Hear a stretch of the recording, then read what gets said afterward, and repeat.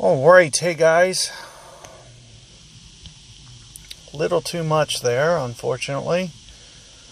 Let's see if you can see with this wind angle, it's a little bit of a challenge, but let's see if I can put together a drive for you guys. I'm going to, what I usually do is a shade of backspin.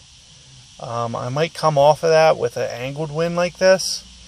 And you can see kind of where I'm setting up, kind of right off the edge of the cliff. And I'll try to go relatively full as well.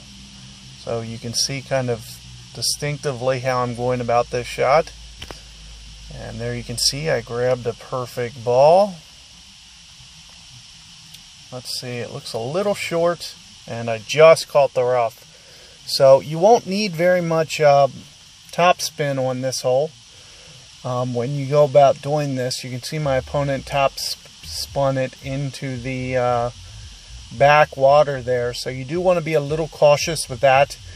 I could have maybe, with that angle, the way that I was playing it with the, kind of no topspin is kind of, I do that when it's a little bit more of a tailwind and I can launch it towards the end of that fairway. And you can see I came up just a little bit short of the fairway here, but you can see all you'll need is a decent driver. I had a POC 4, but you can get away with earlier drivers than that as well.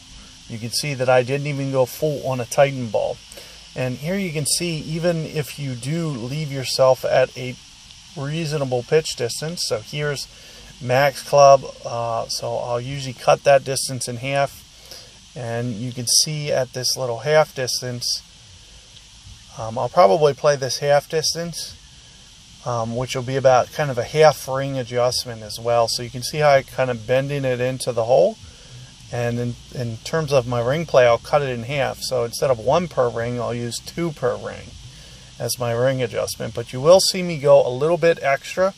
It's mostly for wind effect, so you might see me go 6 rings here. But there you see me catching a great ball anyway. It was the great ball that cost me. So with perfect ball, probably would have had it. A nice 6 ring adjustment on a 5 wind should have been spot on, and I probably would have caught the edge there had I hit the perfect ball. But you can see that you have to do that little bit of overplay. And it has to do with, wind effect and just kind of, factoring in your wind. No reason I shouldn't have had that. But at the very least, you can expect to do a little bit, more topspin. You won't need very much. You can see how much I used.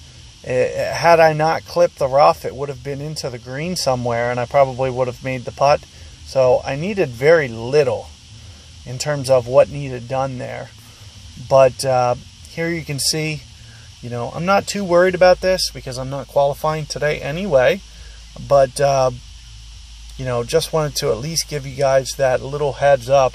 And if you guys want to additionally stay on for a little bonus coverage here, I will show you guys kind of some proper ring adjustments for, some similar shots. If you saw kind of the needle color that I used there, let me back out here real quick.